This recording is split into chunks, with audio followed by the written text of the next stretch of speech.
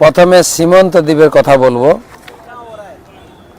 সীমন্ত দ্বীপ কি কি দর্শনীয় আছে। সীমন্ত দ্বীপ এরিয়াটা হচ্ছে আপনার রাজাপুর মন্দির সীমন্ত দ্বীপ, তারপরে সীমন্তিনী মাতার মন্দির, চাঁদ কাজীর সমাধি, জগন্নাথ মন্দির, সবর ডাঙ্গা, মায়ামারি, বেলপুকুর, তারপরে রক্ষণপুর, মেঘের চড়া, এতগুলো স্থান আছে সীমন্ত দ্বীপে। হ্যাঁ, দেখি সংক্ষেপে বলো। প্রথম হচ্ছে সীমন্ত দ্বীপ নাম হলো কেন। এক একটা দ্বীপের নামকরণের পিছনে কারণ কি সেটাই বর্ণনা করা হয়েছে। এই বইটা রাখলে আপনি সব কিছু জানতে পারবেন। এক একটা আলাদা করে দ্বীপ বর্ণনা করেছেন। তো সীমন্ত দ্বীপ কেন নাম হলো না, সত্যযুগে একবার কৈলাসে শিব ঠাকুর গৌরাঙ্গ গৌরাঙ্গ গৌরাঙ্গ বলে উদ্দণ্ড কীর্তন করছিলেন। আর পার্বতী জিজ্ঞাসা করলেন গৌরাঙ্গ কে, তার সম্বন্ধে ডিটেলস বললেন। কালকে টক শোতে আর একটু শোনাবো এই বিষয়ে। তারপরে গৌরাঙ্গ মহাপ্রভুর আশীর্বাদ অর্থাৎ গৌরাঙ্গ মহাপ্রভুর চরণের ধুলি তিনি পার্বতী সিথিতে ধারণ করেছিলেন। এই জন্য এই দ্বীপের নাম সীমন্ত দ্বীপ। এই সীমন্ত দ্বীপে যেখানে পার্বতী তপস্যা করেছিলেন সেই জায়গাটার নাম হচ্ছে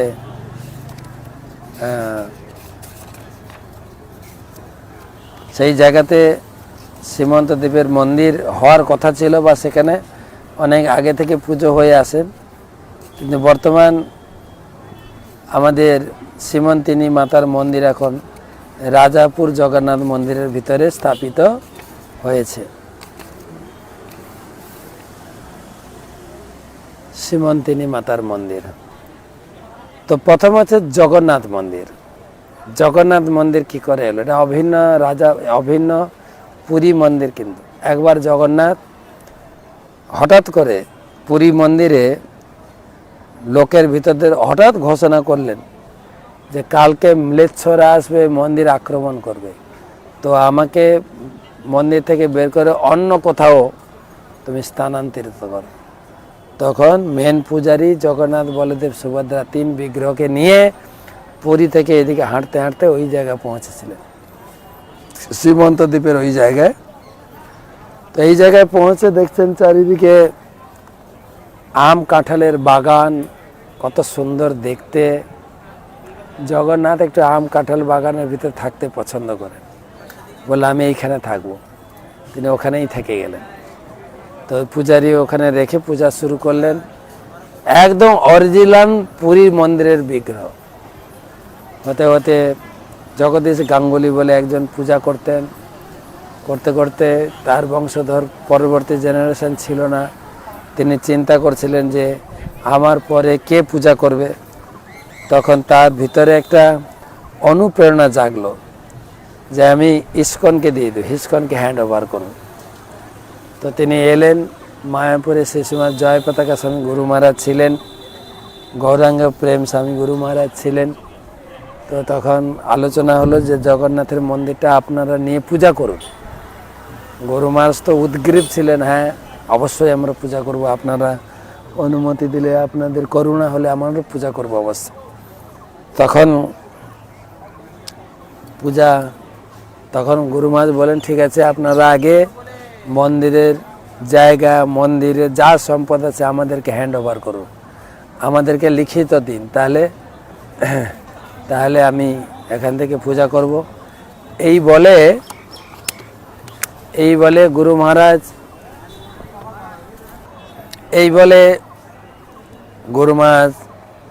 তার বিদেশ যাওয়ার ছিল, তিনি বিদেশে চলে গেছেন।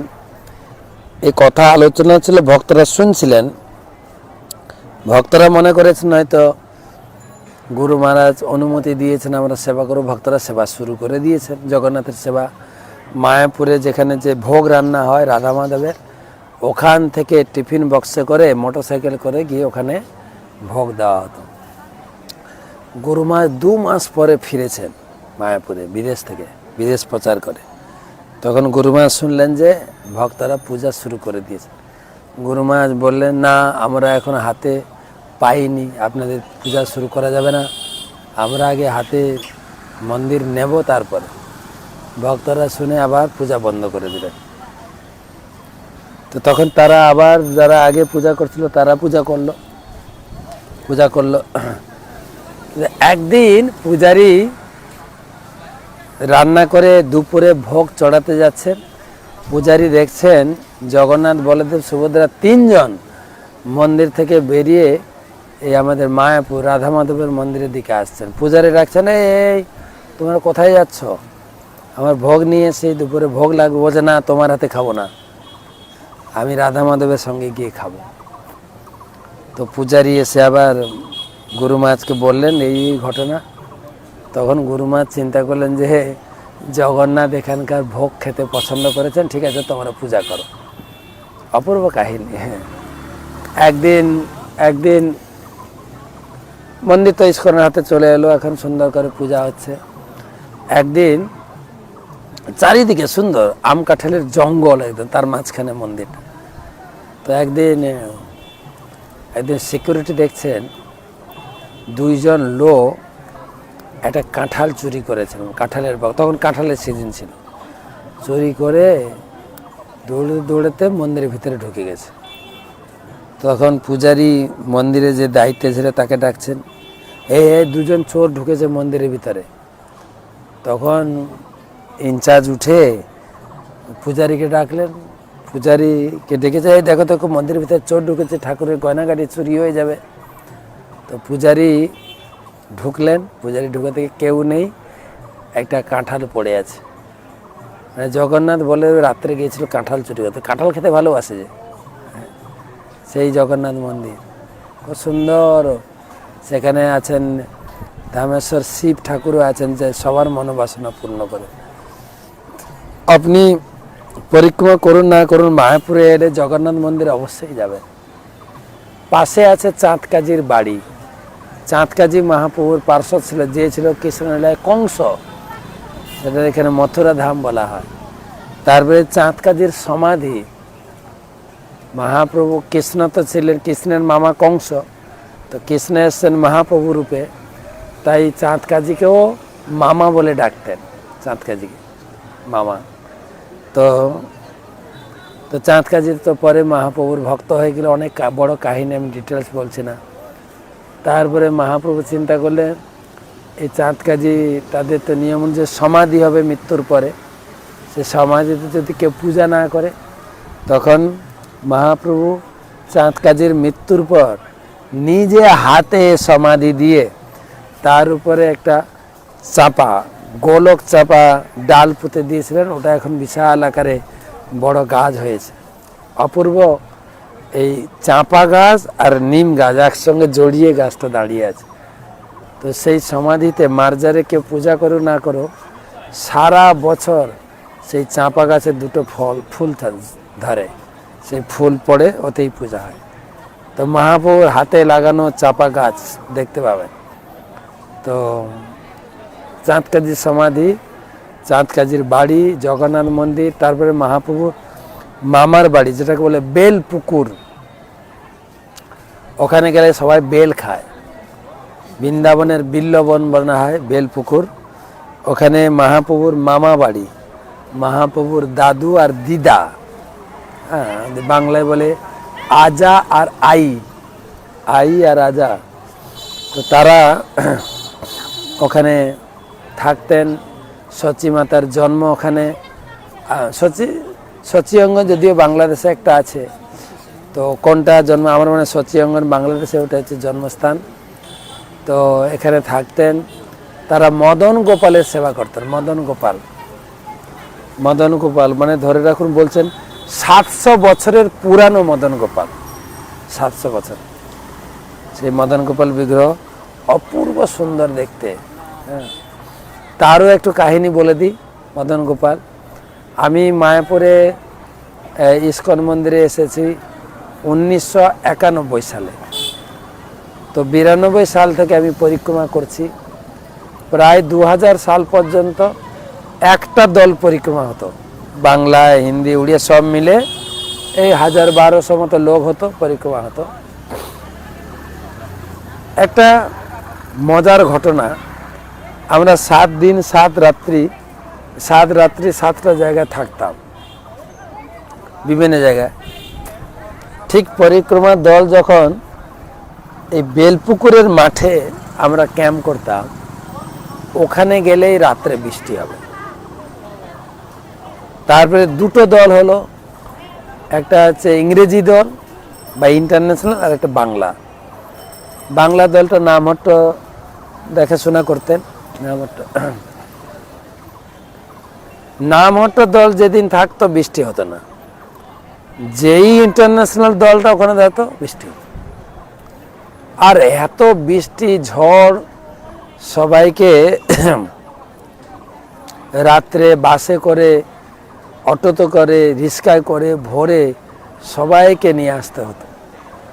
কোথায় রাখবো রাত্রে মন্দিরের ভিতরে, এখানে খুব কষ্ট হতো। তো সবাই বসে চিন্তা করলেন, যারা মন্দিরের ম্যানেজমেন্ট, সন্ন্যাসী, গুরু, চিন্তা করলেন এরকম কেন হচ্ছে। তারপরে ভগবানের কৃপায় অনুভব হলো যে মদন গোপালের মন্দিরটা হচ্ছে জীর্ণ শীর্ণ। বর্ষা হলে আগে মদন গোপালের মন্দিরে জল পড়তো, হয়তো মদন গোপালের মাথায় জল পড়তো।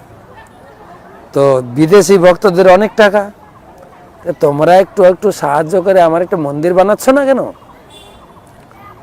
তাই আমি ভিজবো, তোমরা ভিজবে না।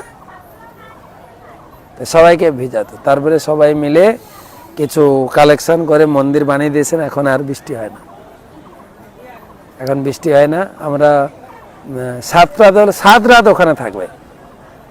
আজকে একটা দল থাকবে, মানে কালকে থাকবে, কালকে একটা দল থাকবে, পরশু একটা দল থাকবে। ক্যাম্প বানানো থাকে, একটা দল ঢুকবে, বেরিয়ে যাবে। তো 7 দিন ওখানে থাকবে, এক ফোঁটা বৃষ্টি হয় না। মদন গোপাল দর্শন করে, আরতি করে, খুব খুশি ভক্ত। আর শুধু তাই না, মদন গোপালের কি ইচ্ছা, মদন গোপালের যে পূজা করত, সেও ইস্কনে শ্রী শ্রীমৎ জয়পতাকা স্বামী গুরু মহারাজের দীক্ষা নিয়েছে। তার মানে ইস্কনের আদতে এখন পূজা হয়। কত সুন্দর সিঙ্গার, আপনার দেখলেই মনটা জুড়িয়ে যাবে, দেখলেই মনটা জুড়িয়ে যায়। যেদিন আমি কি বলে সীমন্ত দ্বীপ আমাদের পরিক্রমা যাবে, যে দলটা আপনি দেখতে পাবেন কত সুন্দর। তো সেখানে সেই মামার বাড়ি, সেখানে পঞ্চবক্র শিব স্থান আছে, তার কাহিনী আছে, বেলপুকুরের কাহিনী আছে। তারপরে আমাদের রাজাপুর মন্দিরটা পেরোলেই একটা মাঠ আছে, যার নাম হচ্ছে ময়ামারি মাঠ। মানে দাপর যুগের শেষে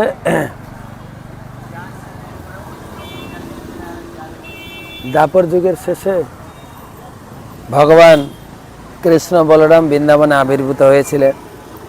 আপনারা জানেন ভগবান কৃষ্ণ বৃন্দাবনে কিছুদিন ছিলেন, তারপরে মথুরা গেছেন, তারপরে গেছেন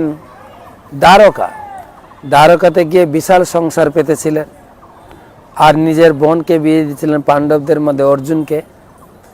পাণ্ডবদের সঙ্গে একটা সুন্দর ঘনিষ্ঠ আত্মীয়তার সম্পর্কে ভগবান জড়িয়ে গেছিলেন। পাণ্ডব কৌরবদের মধ্যে যে বাঘ বিতণ্ডা হতে হতে কুরুক্ষেত্রের যুদ্ধে পর্যন্ত পরিণতি হয়েছিলেন। আর ভগবান কৃষ্ণ যুদ্ধ ঘোষণাও করেছিলেন। আর ভগবান কৃষ্ণ কাছে 2 পক্ষ গিয়েছিলেন, দুর্যোধন এবং অর্জুন। কৃষ্ণ, তুমি আমার দলে থাকো। কৃষ্ণ বলেন, আমি একা হয়ে 2 দলে কি করে থাকবো। তো পরে নির্ণয় হলো কৃষ্ণ থাকলেন পাণ্ডবদের পক্ষে, কৃষ্ণের এক অক্ষৌহিনী নারায়ণী সেনা দুর্যোধনের সঙ্গে ছিলেন। তো কৃষ্ণ থাকলেন যুদ্ধক্ষেত্রে, বলরাম থাকলেন না। বলরাম সবসময় দুর্যোধনকে একটু একটু একটু সাপোর্ট করতেন, দুর্যোধনকে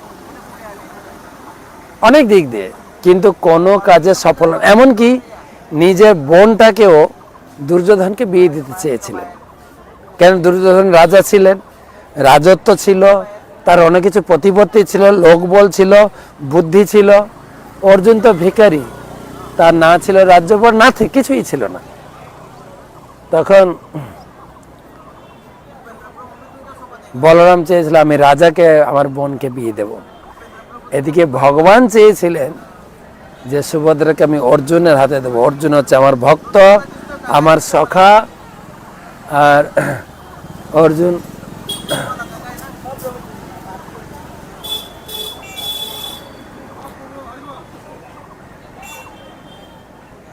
তো অর্জুন আমার ভক্ত এবং ভক্ত শ্রেষ্ঠ এবং আমার বন্ধু, হ্যাঁ, আমি তার ঘরের ড্রাইভার, তো অর্জুনকে দিতে চেয়েছিলাম। তো সেই জন্য সেক্ষেত্রেও দুর্যোধন সফল হয়নি। ভগবান কৃষ্ণের ইচ্ছায় বা পরিকল্পনায় সুভদ্রা অর্জুনের সঙ্গে বিয়ে হয়েছিল। এবারে কুরুক্ষেত্রের মাঠে কৃষ্ণ আছেন পাণ্ডবদের দিকে। এখন বলরাম থাকলে বলরামকে দুর্যোধনের দিকে থাকতে হবে। দুর্যোধন হচ্ছে বলরামের নিজের শিষ্য, অস্ত্র গদা শিক্ষা শিষ্য। তো সেই জন্য কায়দা করে বললেন আমি এই যুদ্ধক্ষেত্রে থাকবো না। বলরাম বেরিয়ে গেলেন। ওদিকে যুদ্ধ শুরু হলো। বলরাম সেই হস্তিনাপুর থেকে বেরিয়ে বা কি বলা যায় দ্বারকা থেকে বেরিয়ে বিভিন্ন তীর্থ ভ্রমণ করতে করতে নবদ্বীপে এলেন। নবদ্বীপে যখন এলেন, এটা ব্রাহ্মণপুকুর বাজার আছে না মায়াপুরে ঢুকতে গেলে, ওখানে সব ব্রাহ্মণদের বাস ছিল। সব ব্রাহ্মণরা বলরামকে চিনতে পেরেছে। তখন সব ব্রাহ্মণ গিয়ে বললেন, ভগবান বলরাম আপনি বৃন্দাবনে অনেক অসুর বধ করেছেন, আমাদের এখানে একটা অসুর খুব উৎপাত করে, তাকে বধ করুন। কে অসুর? বলে ময়াসুর। তো বলরাম স্বীকার করলেন ব্রাহ্মণদের। কেন? বলরাম হচ্ছেন ব্রাহ্মণদের আরাধ্য ভগবান। নম ব্রাহ্মণ দেবায় গো ব্রাহ্মণ, তিনি ব্রাহ্মণ এবং গাভীদের আরাধ্য বিগ্রহ। তো ব্রাহ্মণদের আবেদন শুনলেন, তিনি ময়াসুরকে লড়াই করে বধ করলেন। সেই মাঠটা হয়ে গেছে, মাঠের নাম হয়েছে ময়ামারি মাঠ। তবে সাধারণ লোক ও ময়ামারি মাঠ এত বড় বলতে পারে না, মারামারির মাঠ বলে। তো সেই ময়ামারি মাঠ আমরা দর্শন করব যেদিন যাব। তো তারপরে কতগুলো জায়গা হলো, রাজাপুর মন্দির, তারপরে বেলপুকুর, চাঁদকাজির বাড়ি, চাঁদকাজির সমাধি, তারপরে ময়ামারি মাঠ, তারপরে সরডাঙ্গা জগন্নাথ মন্দিরের পাশে সবররা বাস করতেন। মেঘের চড়া বলে একটা জায়গা আছে, মেঘের চড়া, যেখানে একদিন গৌরাঙ্গ মহাপ্রভু সকালবেলা ভক্তদের নিয়ে কীর্তন করতে করতে গেছেন, উদ্দণ্ড কীর্তন হচ্ছে, আর হঠাৎ বিশাল আকারের মেঘ এসে গেছে, বিশাল কালো ঘন মেঘ দেখে ভক্তরা খুব ভয় পেয়ে গেছেন। এখানে আশেপাশে কোনো আশ্রয় নেই, না আছে বাড়িঘর, না আছে গাছপালা, কিছু নেই, ফাঁকা মাঠ। সব ভক্তরা ভয় পেয়ে গেছে, এখন কোথায় যাব, ভিজে যাব, মৃদঙ্গ ভিজে যাবে, সব কি হবে। মহাপ্রভু হাত তুলে এরকম ইশারা করলেন, মেঘ সঙ্গে সঙ্গে পরিষ্কার হয়ে গেল। সেই মেঘের চড়া, মেঘকে মহাপ্রভু সরিয়েছিলেন, মেঘের চড়া। তারপরে রুক্কুণপুর রামতীর্থ, ভগবান রামচন্দ্র ত্রেতা যুগে তিনি বনবাসকালে ভ্রমণ করতে করতে এই জায়গা তিনি নিবাস করেছিলেন। মা সীতা গঙ্গাতে স্নান করেছিলেন। রুক্কুণপুর রামঘাট আছে, সেখানে ভগবান রাম লক্ষণ সীতার মন্দির আছে, পুজো হয়। এইগুলোই মোটামুটি আমরা দর্শন করব। আর আর সীমন্ত দ্বীপ কেন নাম হলো সেটাও বলেছি। এইটুকু আজ এই সীমন্ত দ্বীপ সম্বন্ধে জানেন। বিস্তারিত এই বইটা দেখা যাচ্ছে, কি বইটা দেখা যাচ্ছে, এই বইটাতে পাবেন। যদি এই বইটা পান, সে সময় ভক্তি পুরুষোত্তম স্বামী মহারাজ তিনি এই বইটা সংকলন করেছেন। ডিটেলস বিস্তারিত, যত পড়বেন তত আনন্দ লাগবে, তত এই ধামকে উপলব্ধি করতে পারবেন। যারা পরিক্রমা করেন তাদের কাছে তো এই বইটা থাকেই। আর এই বইটা থাকলে আপনি 9 দিনের পরিক্রমা না, সবসময় নবদ্বীপে থাকবেন, সবসময় নবদ্বীপে থাকবেন।